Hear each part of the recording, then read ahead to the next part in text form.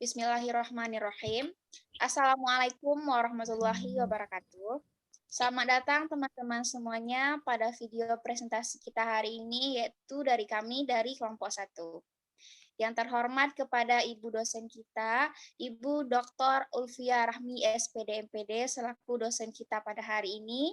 Kami dari kelompok 1 akan mempresentasikan hasil materi kami, yaitu mengenai konsep dasar ilmu pendidikan dan hakikat manusia. Saya Fauzana Islami selaku moderator, kemudian Anissa Basrianti dengan NIM 2101854, Fauzana Islami 2101618, Fitri Ramadhani 21232024, Latifah Mutia Ardi 21016152, Siti Hafifah 21022112, Yona Adila 21129328, Sarah Sahari 21022038, dan Zakia Apri Rahmi 21016132. Baiklah, tanpa memperpanjang waktu, kami dari kelompok 1 akan membahas mengenai materi pertama, yaitu konsep dasar ilmu pendidikan yang akan dibahas oleh rekan kita, Siti Hafifah. Kepada Siti, dipersilahkan.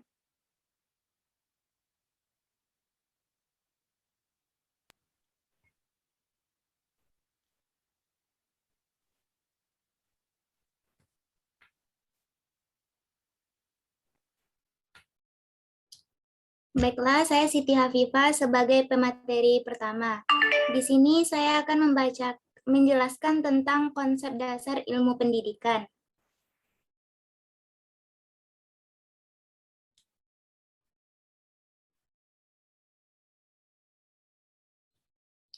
Yang pertama, pengertian ilmu pendidikan. Ilmu pendidikan adalah dua kata yang dipadukan, yakni ilmu dan pendidikan, yang masing-masing memiliki arti dan makna tersendiri. Ilmu adalah semacam pengetahuan yang mempunyai ciri, tanda, dan syarat tertentu, yaitu sistematik, rasional, empiris, dan umum, serta kumulatif. Dan ilmu juga dapat disimpulkan adalah usaha pemahaman manusia yang disusun dalam satu sistem mengenai kenyataan, struktur, pembagian, bagian-bagian, dan hukum-hukum tentang hal ihwal yang diselidiki. Sedangkan arti pendidikan adalah proses upaya meningkatkan nilai peradaban individu atau masyarakat dari suatu keadaan tertentu menjadi suatu keadaan yang lebih baik. Dan ilmu pendidikan menurut Roja Mudarjo adalah sebuah sistem pengetahuan tentang pendidikan yang diperoleh melalui riset. Oleh karena pengetahuan yang dihasilkan riset tersebut disajikan dalam bentuk konsep-konsep pendidikan, maka ilmu dapat pula dibataskan sebagai sebuah sistem konsep pendidikan yang dihasilkan melalui riset. Dengan mengutip My Broadback dalam Logic and Scientific Method in Research yang dimuat dalam Handbook of Research on Teaching, yang menjelaskan bahwa setiap ilmu berisi sejumlah besar istilah yang disebut konsep, yang tidak lain merupakan apa yang kita pikirkan berdasarkan pengalaman, sehingga unsur menjadi isi setiap ilmu pendidikan, yang termasuk adalah konsep. Slide selanjutnya, Latifah.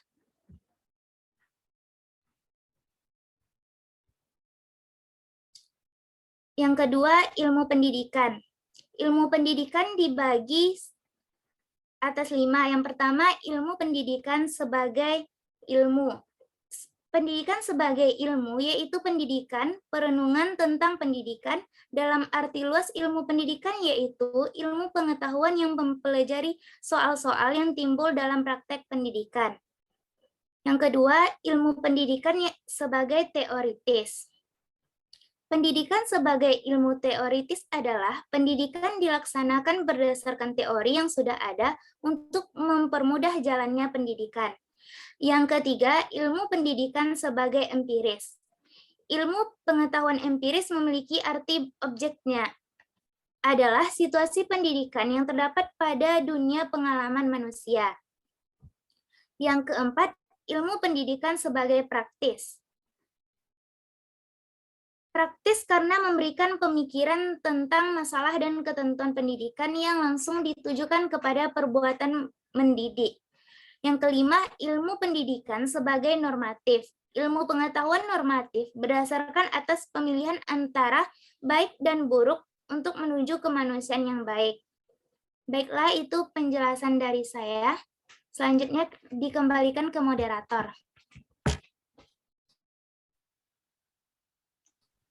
Baik, terima kasih kepada rekan kami, Siti Hafifah yang telah menjelaskan materi pertama. Selanjutnya, materi kedua akan dibahas oleh rekan kita, Sarah Sahari. Kepada Sarah, dipersilahkan.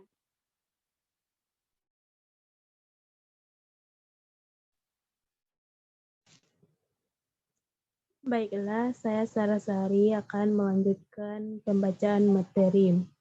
Yang ketiga, peranan dan kedudukan ilmu pendidikan dalam penyelenggaraan pendidikan. Peranan ilmu pendidikan dalam penyelenggaraan pendidikan adalah ilmu pendidikan yang mempunyai peranan sebagai perantara dalam bentuk masyarakat yang mempunyai landasan individual, sosial, dan insyuri dalam penyelenggaraan pendidikan.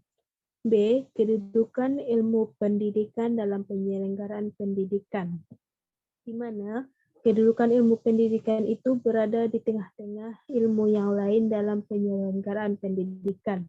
Ilmu pendidikan ialah suatu ilmu pengetahuan yang membahas masalah yang berhubungan dengan pendidikan, sedangkan definisi yang terpenting dari suatu pendidikan itu sendiri yaitu meningkatkan pengetahuan, pengertian, kesadaran, dan toleransi, dan meningkatkan questioning skill dan kemampuan menganalisakan sesuatu termasuk pendidikannya.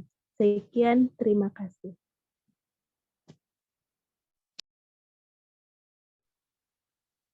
Terima kasih kepada rekan kami, Sarah Sahari yang telah menjelaskan materi. Selanjutnya, materi selanjutnya akan dibahas oleh rekan kami, yaitu Latifah Mutia Ardi. Latifah, dipersilahkan. Baiklah, saya akan melanjutkan materi yaitu tentang hakikat manusia.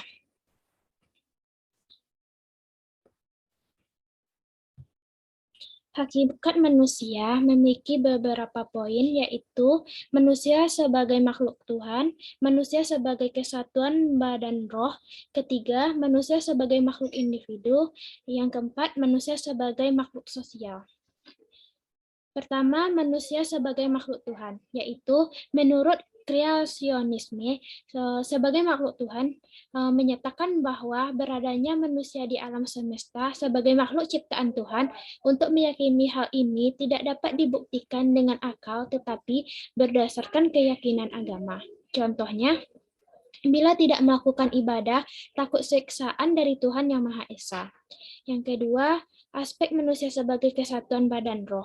Ada 4 paham mengenai esensi dari badan roh, yaitu materialisme, idealisme, dualisme, dan paham yang belum ada alirannya, yaitu kesatuan roh. Yaitu meski manusia merupakan perpaduan dua unsur yang berbeda, roh dan badan, namun ini merupakan pribadi yang integral atau manusia ini merupakan kesatuan badan rohani, artinya tidak dapat dipisahkan dari kedua hal tersebut. Yang ketiga, manusia sebagai makhluk individu, yaitu kesatuan yang tidak dapat dibagi antara badan dan roh, memiliki perbedaan dengan manusia yang lainnya sehingga bersifat unik, seperti perbedaan postur tubuh, pengetahuan warna kulit, dan sebagainya, dan merupakan subjek yang otonom atau bebas untuk menentukan sendiri atas tanggung jawab sendiri. Yang keempat, manusia sebagai makhluk sosial. Melalui hidup dengan sesamanya, manusia akan dapat mengaku eksistensinya, atau manusia tanpa orang lain tidak dapat hidup atau tidak ada yang akan mengakui sebagai manusia. Baiklah, sekian materinya, saya akan kembalikan kepada moderator. Baik, terima kasih kepada Latifah yang sudah menyampaikan materi. Materi selanjutnya akan disampaikan oleh rekan kami, Zakia Apri Rahmi. Kepada Zakia dipersilahkan. Ya, baik. Yang kelima yaitu manusia sebagai makhluk budaya, yaitu meliputi perbuatan manusia itu sendiri, atau semua perbuatan manusia untuk menjaga kelangsungan hidupnya. Yang keenam, manusia sebagai makhluk susila. Manusia memiliki potensi berbuat baik. Yang ketujuh, manusia sebagai makhluk beragama, yaitu adanya bentuk pengakuan atau keyakinan akan kebenaran suatu agama yang diwujudkan dalam sikap dan perilaku. Kembalikan kepada moderator. Terima kasih kepada Zakia yang sudah menyampaikan materi. Materi selanjutnya akan disampaikan oleh teman kami, yaitu Yona Adila.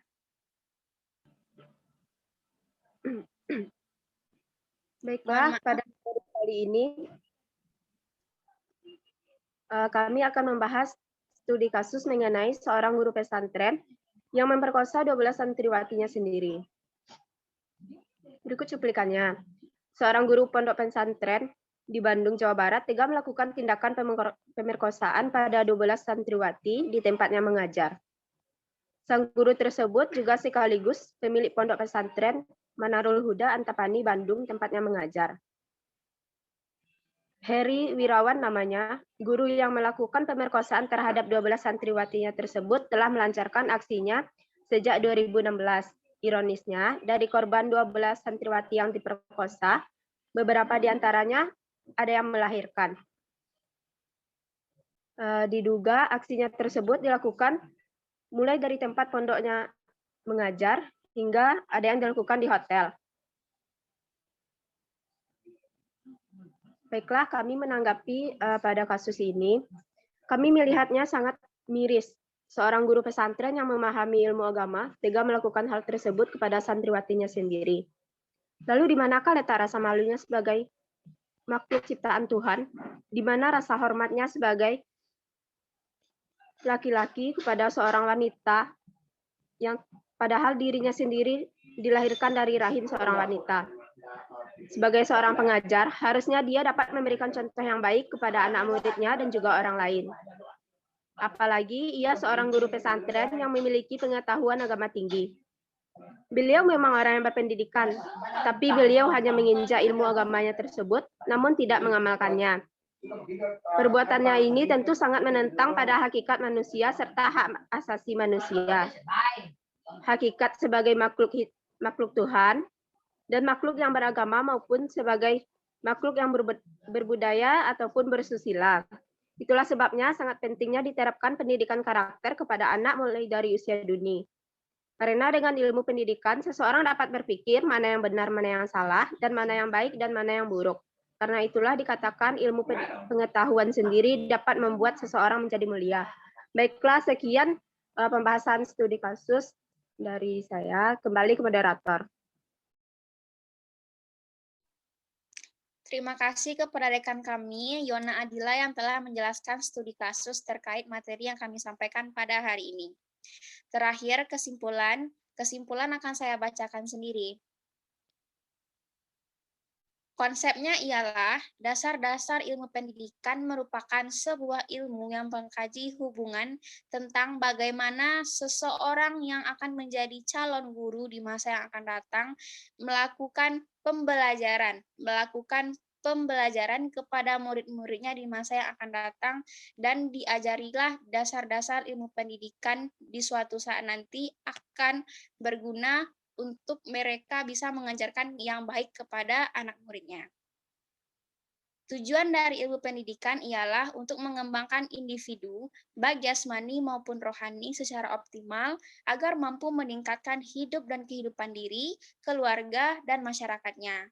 Manfaat dari mempelajari ilmu pendidikan yaitu membantu pemecahan masalah dan perencanaan secara konsepsional pendidikan Indonesia. Pada hakikatnya, manusia ialah sebagai makhluk Tuhan yang Maha Esa, diciptakan dalam bentuk paling sempurna. Manusia adalah makhluk spiritual yang akan menjalani fase-fase peristiwa kehidupan baik sebelum lahir, sekarang, maupun setelah mati. Jadi, manusia adalah makhluk ciptaan Tuhan sebagaimana juga makhluk-makhluk yang lainnya di muka bumi ini. Dan setiap makhluk yang dijadikan itu memiliki ciri-ciri tertentu yang membedakan ia dengan makhluk lainnya. Nah, demikianlah presentasi kami dari kelompok 1 pada hari ini. Apabila banyak kata-kata kami yang salah dan materi yang diucapkan dan disampaikan kurang tepat, mohon maaf yang sebesar-besarnya. Saya mewakili teman-teman kelompok menutup acara presentasi hari ini. Wabillahi taufiq wal hidayah. Wassalamualaikum warahmatullahi wabarakatuh.